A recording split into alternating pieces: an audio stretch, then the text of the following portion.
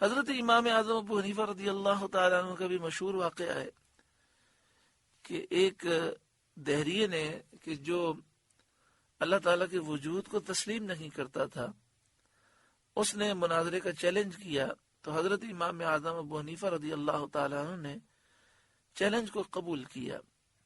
بادشاہ کے دربار میں مناظرہ طے ہوا، لیکن حضرت امام اعظم ابو حنیفہ رضی اللہ تعالیٰ عنہ وقت پر نہیں پہنچے اور کافی تاخیر ہو گئی، یہاں تک کہ وہ شور مچا رہا تھا کہ دیکھیں آپ کا امام مناظرے کے لیے نہیں آیا۔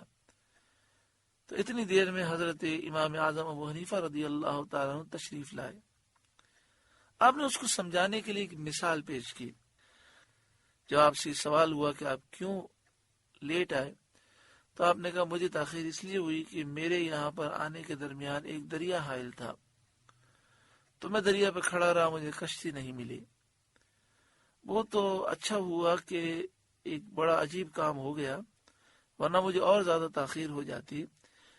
ایک درخت تھا، وہ زمین پہ گرا خود بخود، اور اس کے ٹکڑے ہوئے اور اس کے تختے بنے، پھر خود بخود وہ کشتی بنی، اور پھر میں اس کشتی میں بیٹھ گیا اور خود بخود وہ کشتی چلنے لگی اور مجھے یہاں تک پہنچا دیا۔ تو وہ جو دہریہ تھا، جب منکر تھا، وہ شور مچانے لگا اور کہنے لگا دیکھیں آپ کے اتنے بڑے امام ہیں اور کیسی جھوٹی بات کہتے ہیں۔ کیا درخت خود بخود گر سکتا ہے؟ کیا درخت کے خود بخود ٹکڑے ہو سکتے ہیں، تختے بن سکتے ہیں؟ کیا خود بخود اس سے کشتی بن سکتی ہے؟ کیا خود بخود وہ کشتی چل سکتی ہے؟ تو حضرت امام اعظم ابو حنیفہ رضی اللہ تعالیٰ عنہ نے فرمایا واقعی یہ خود بخود نہیں ہو سکتا، لیکن تم سوچو تو صحیح کہ تم کہتے ہو کہ اتنی بڑی کائنات خود بخود چل رہی ہے، اللہ کے وجود کے تم منکر ہو۔ جب ایک کشتی خود بخود نہیں چل سکتی، ایک کشتی خود بخود نہیں بن سکتی، تو اتنی بڑی کائنات خود بخود کیسے بنی اور یہ نظام خود بخود کیسے چل رہا ہے؟ تو وہ دہریہ شرمندہ ہوا اور اس نے توبہ کی اور وہ مسلمان ہو گیا۔ اللہ رب العالمین ہر ایک کو عقل سلیم عطا فرمائے اور ہر ایک کو ایمان کی سلامتی نصیب فرمائے۔ آگے ارشاد فرمایا فَسُبْحَانَ اللَّهِ رَبِّ الْعَرْشِ عَمَّا يَصِفُونَ، تو پاکی ہے اللہ عرش کے مالک کو ان باتوں سے جو یہ بناتے ہیں۔ یعنی یہ لوگ جو اللہ تعالیٰ کے لیے کہتے ہیں کہ اللہ کی اولاد ہے، اللہ کے لیے شریک بتاتے ہیں، اللہ تعالیٰ ان سے پاک ہے۔ لا يسأل عما يفعل وهم يسألون، اس سے نہیں پوچھا جاتا جو وہ کرے اور ان سب سے سوال ہوگا، کیونکہ اللہ تعالیٰ مالک حقیقی ہے، جو چاہے کرے، جسے چاہے عزت دے، جسے چاہے ذلت دے، جسے چاہے سعادت دے، جسے چاہے شقی بدبخت کرے، وہ سب کا حاکم ہے، کوئی اس کا حاکم نہیں جو اس سے پوچھ سکے۔ اور سارے لوگ اللہ کے بندے ہیں، مملوک ہیں، سب پر اللہ کی فرمانبرداری اور اطاعت لازم ہے۔ اس سے توحید کی ایک اور دلیل مستفاد ہوتی ہے، سمجھ میں آتی ہے۔ جب سب اللہ کے مملوک ہیں تو ان میں سے کوئی خدا کیسے ہو سکتا ہے؟ اس کے بعد بطریق استفہام توبیخاً فرمایا ام اتخذوا من دونہ آلہہ، کیا اللہ کے سوا اور خدا بنا رکھے ہیں؟ قل، اے محبوب آپ فرمائیے، ہاتوا برہانکم، اپنی دلیل لاؤ۔ یعنی اے محبوب صلی اللہ علیہ وآلہ وسلم، آپ ان مشرکوں سے فرمائیں کہ تم جو باطل دعویٰ کرتے ہو کہ اللہ کے سوا اور خدا ہیں، تو اس باطل دعوے پر دلیل لاؤ اور عقلی یا نقلی حجت قائم کرو۔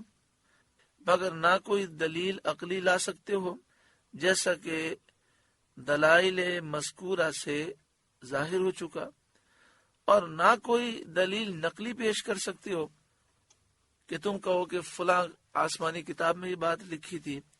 تمام آسمانی کتابوں میں اللہ تعالیٰ کی توحید کا بیان ہے اور شرک کا رد ہے۔ ھذا ذکر من معی و ذکر من قبلی، یہ قرآن میرے ساتھ والوں کا ذکر ہے اور مجھ سے اگلوں کا تذکرہ۔ ساتھ والوں سے مراد آپ کی امت ہے۔